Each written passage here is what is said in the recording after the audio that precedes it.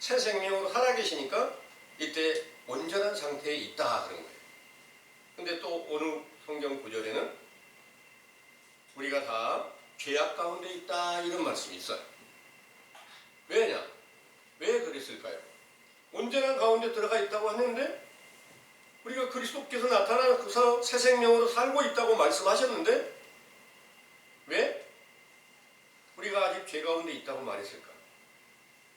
바로 인간으로서 하나님과 하나님 본체이신 예수 그리스도와 동일하게 될 수는 없기 때문에 율법의 작은 것 하나만 거쳐도 그것 또한 죄가 된다고 하니까 가장 하나님의 큰 능력을 받고 많은 성경을 기록하고 많은 표적과 기사를 나타냈던 사도 바울께서도 나는 그리스도만은 못해. 그러기 때문에 내가 아직 죄 가운데 있는 거야. 그런데 인간으로서 가장 온전한 가운데 들어간 것이 바로 오순절날 성령 충만함을 받았던 사도들인 것을 믿으시기 바랍니다. 그러면 이 사도들의 세대가 어떻게 오늘날까지 전해지는지 그 사도들이 전하는 모든 교훈을 듣고 어떻게 응하였는지를 이제 밝히 깨달아야 되잖아요. 그래서 사도들의 증거는 이제 우리의 모든 교훈이 다 끝나는 마지막 날이 임하게 되는데 이때는 바로 온갖 죄악을 다 범하게 된다. 그 일을 가리켜서 본문에서도 이렇게 혀가 다 지옥불에서 나는 혀로 다 바뀌어진다. 이런 내용으로 이제 말씀하신 겁니다. 이 일이 혀가 어떻게 된다는 내용을 가르쳐 놓냐면 요한계시록 16장을 한번 참고해 보겠습니다. 16장 10절에서 11절을 보겠습니다. 또 다섯째가 그 대접을 짐승의 보좌에 쏟으니 그 나라가 곧 어두워지며 사람들이 아파서 자기 혀를 깨물고 아픈 것과 종기로 인하여 하늘의 하나님을 회방하고 저희 행위를 해기치 아니하더라. 아멘. 아멘. 여기에 계시록의 모든 재앙들이 다 있잖아요. 그런데 그 재앙이 임할 것이 바로 이제 사도들의 세대에 의의 세대가 끝나는 일에 대하여 모든 것을 다 재앙으로 말씀하셨는데 여기에서 말씀하신 내용은 10절에 다섯째가 그 대접을 짐승의 보좌에 쏟으니 그 나라가 곧 어두워지며 사람들이 아파서 자기 혀를 깨물고 아픈 것과 종기로 인하여 하늘의 하나님을 회방하고 저희 행위를 회개치 아니하더라 하셨어요.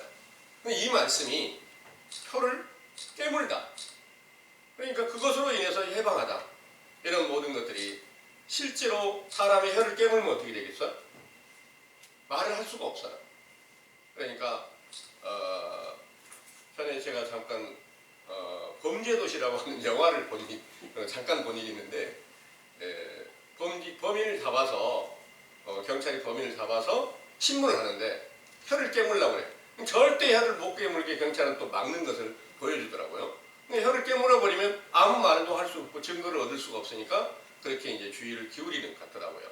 그런데 사도들의 시대의 역사가 끝난 이후에 재앙이 닥치면 마치 혀를 깨물어서 말을 하나님의 진리의 말씀이 그 안에서 나타날 수 없도록 온 세상이 다 짐승의 권세 안에 미혹되는 가운데서 모두가 다 지옥불에서 나오는 그런 심판을 다 받게 된다는 그런 내용으로 말씀하시고 있는 줄을 믿으시기 바랍니다. 아멘. 지난 안식일에 전해드린 말씀으로는 너희가 때가 오려면 마땅히 선생이 돼야 될 텐데 이렇게 말씀하셨어요. 히브리서 5장의 말씀이 돼요. 그런데 오늘은 뭐라고 그랬어요? 너는 선생이 되지 말라 그랬어요. 선생이 되지 말라는 말과 선생이 되라는 말은 완전히 반대되는 말이잖아요. 참 하나님의 진리 안에 지금 초등학문 안에 있으면 이 초등학문 안에서 장성한 믿음에 들어가려면 어떻게 해야 된다 그랬어요? 선생이 되려면 바로 사도들이 언제 선생이 됐어요? 물세례 안에 있다가 성령 세례로 거듭날 때 선생이 됐어요. 혀가 그리스도의 혀로 바뀌어질 때 선생이 됐어요. 그럼 사도들의 교훈을 듣고 있는 자들이 바로 초등학문 안에 있다는 것을 먼저 배우고 너희가 이제 장성한 믿음 안에 들어가서 너희들도 마땅히 선생이 돼야 돼. 이렇게 가르치신 이 교훈은 바로 마땅히 누구에게든지 참 하나님의 성령의 충만함을 받아서 너희는 복음을 전파하라 이런 말씀인데 또 선생이 되지 말라는 내용은 우리가 지금 온전한 가운데 있지만 우리들 자신도 지금 죄가 드러나서 온전한 찬양을 하지 못하는 그런 때가 있는데 이제 마지막의 때에 사도들의 시대가 끝나는 때에 거짓 선지자들이 많이 나타나게 될 때 스스로 선생이 되려고 노력하는 사람이 있단 말이에요. 자기가 말을 좀 할 줄 아는데 이 말로 내 생각대로 말을 만들어서 하나님께 주시지 않는 말로 이것으로 하나님의 영광을 가리는 그런 일을 주의하라는 내용입니다.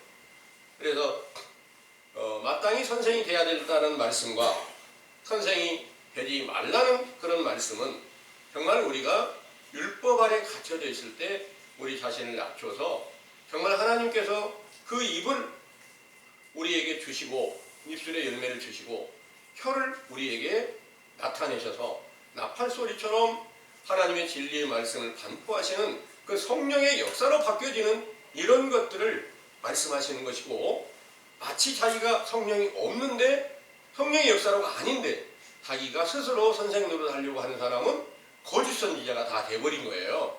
그래서 그런 일에 주의하라 이런 내용인 줄을 믿으시기 바랍니다.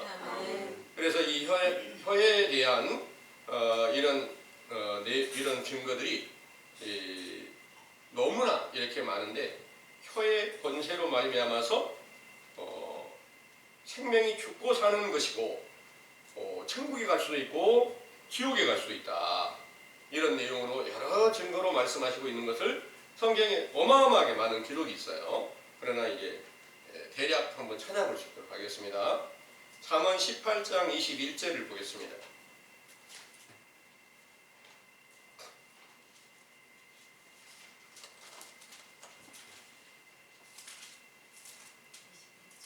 잠언 18장 21절요. 죽고 사는 것이 혀의 권세에 달렸나니 혀를 쓰기 좋아하는 자는 그 열매를 먹으리라. 아멘. 죽고 사는 것이 혀의 권세에 달려있다. 그러니까 무슨 말이에요? 이 실제로 육체에 죽고 사는 것이 혀의 권세에 꼭 달려있는 건 아니잖아요. 영원히 죽고 사는 것은 내 혀가 참 하나님의 진리의 말씀을 말할 수 있는가, 성령으로 인한 말씀이 함께 있는가, 계시로 인해서 주어진 말씀이 함께 있는가, 이 일이 바로 정확하게 깨달아서 죽고 사는 것이 혀의 권세에 달려있다.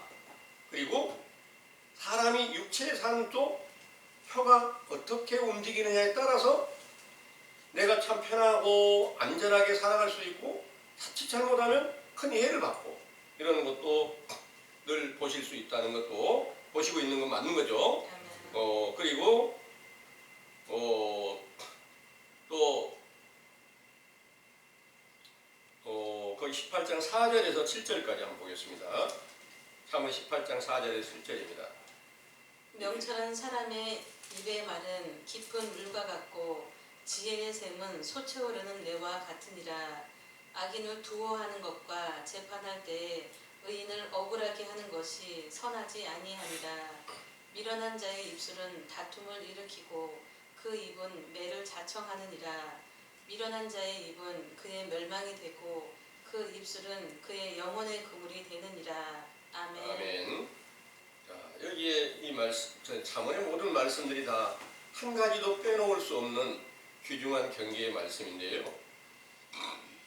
명철한 사람은 입의 말은 깊은 물과 같고 지혜 샘은 솟아 흐르는 내와 같다.